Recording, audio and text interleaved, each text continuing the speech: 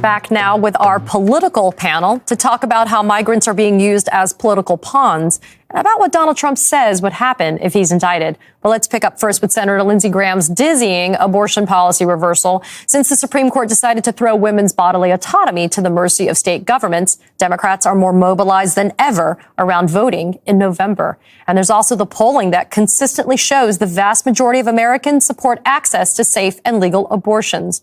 So why on earth is Senator Graham proposing a federal abortion ban at 15 weeks?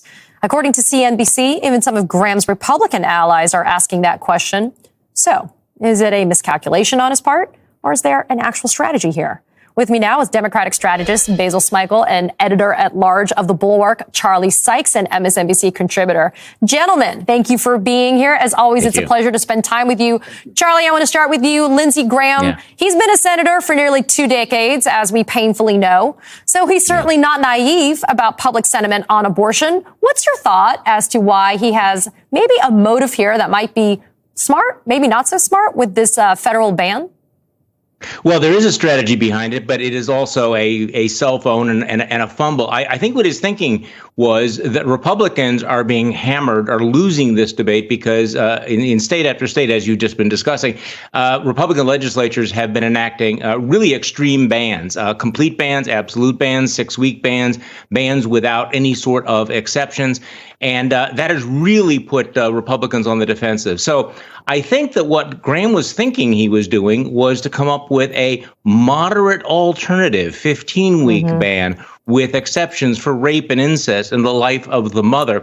That was his thinking, that he could shift the debate to a more moderate approach in his mind. But what he's done, in effect, though, has been to underline the fact that, as your guest has described, if Republicans get control of Congress, they will pass a national abortion ban that will affect all 50 states and will leave in place all of these other extreme bans at the state level. So his thinking was that he was going to help Republicans. I think that you can see from the reaction of his fellow Republicans, he's pretty much out there on a limb by himself.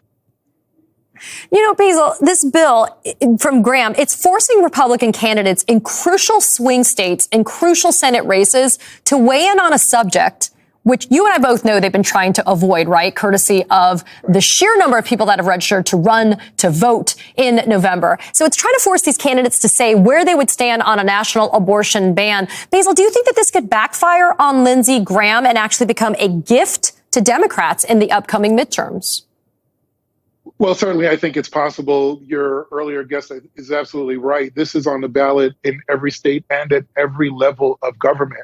Republicans were patting themselves on the back when the Supreme Court decision came down, but I think they did miscalculate how mobilized not only Democrats would be around this issue, but potentially suburban voters that they largely rely on in the last few cycles. And so I think there was a slight miscalculation there, but the one, and you see that there are Republican candidates across the country, not so much focused on reproductive rights at the, down ballot, but they're talking more about things like crime and quality of life and inflation, gas prices. They're sort of starting to focus a bit more on that now. But I would say that to Democrats, do not underestimate Republicans' interest in playing the long game here, because you better believe that despite whatever Lindsey Graham is doing now, they're going to be looking at this election down to the election district to figure out where this issue resonates, where it doesn't, and preparing for 2024. So Democrats have to stay vigilant on this issue. Charlie, let's shift gears a little bit. Let's turn to how the Republican governors have been sending migrants to cities whose policies they disagree with. So much of Republican political strategy has come to center around this idea of, quote, owning the libs. But these are human beings. Yes. They're fleeing countries for their lives. They're being exploited for political points.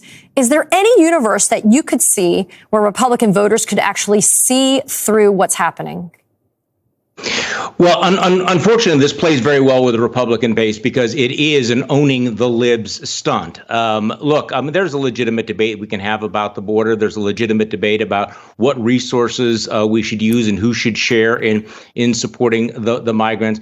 But, as you point out, what Ron DeSantis and Greg Abbott are doing is they're using actual human beings, including children, as pawns in their stunt, and they are lying to them about it. I also think it's very important to point out that particularly in the case of the Venezuelan migrants who were sent to Martha's Vineyard, my understanding is these are not illegal immigrants. These are legal asylum seekers. They are not in this country illegally. They have the papers. They have dealt with the federal government. Their cases are pending. So there's a conflation of people who cross the border illegally and the asylum seekers. But in any case, though, it is this deeply, deeply cynical use of human beings to make a political point. But I have to tell you, conservative media loves this. Most Republicans really like this because they think it is exposing hypocrisy, that it is sticking it to the libs. So at least at this point, I think it works for Ron DeSantis, who sees this kind of a stunt as the way to get the 2024 Republican nomination. How it plays with the general electorate, totally different question. And, Basil, it's a day that ends in Y. So we know Donald Trump is complaining about efforts to hold him accountable for what he's done. The former president had to say this when he was asked by Republican radio host Hugh Hewitt what would happen if he was indicted. Let's take a listen. I think if it happened, I think you'd have problems in this country, the likes of which perhaps we've never seen before. I don't think the people of the United States would stand for it. What kind of problems, Mr. President? I think they'd have big problems. Big problems. I just don't think they'd stand for it. They will not sit still and stand for this ultimate of hoaxes. Basil, we've heard similar language from Trump before, and it culminated in a violent attack on the United States Capitol on January 6th. Where do you see this ending up? Well, I'll tell you, when I talk to a lot of my friends, a lot of voters, they're very concerned. They think that, there's going to be a much larger violent clash to come. I'm hoping that that saner minds will prevail, but there's no question that this language is meant to incite violence. It's meant to incite chaos. And, my mentor in politics told me early on, you can't defend the indefensible. And I do hope that there are Republicans out there who are looking at this and saying and hearing what Donald Trump is saying and telling themselves and saying to voters, this is not the path that we can go down. And there are some Republicans that are trying to distance themselves. But my overall fear is that there are so many folks that are attached to Trumpism, that have benefited from Trumpism, that it is going to be a long time before they essentially get rooted out of our public of our processes and of public service. So in the meantime, it's a dangerous situation because it is meant to incite violence, and you cannot prosecute Trump enough or Trumpism enough when we're talking about trying to excise this mindset out of our public discourse. Well, and it's also, Charlie, I just add one point. Well, just one point. It's not just incitement. It is also intended to be a threat. It is intended to intimidate, which is why the DOJ should not blink. That's right. Absolutely. That's right. Basil Smikle and Charlie Sykes, thank you both for your insight and for being here this afternoon. I appreciate it.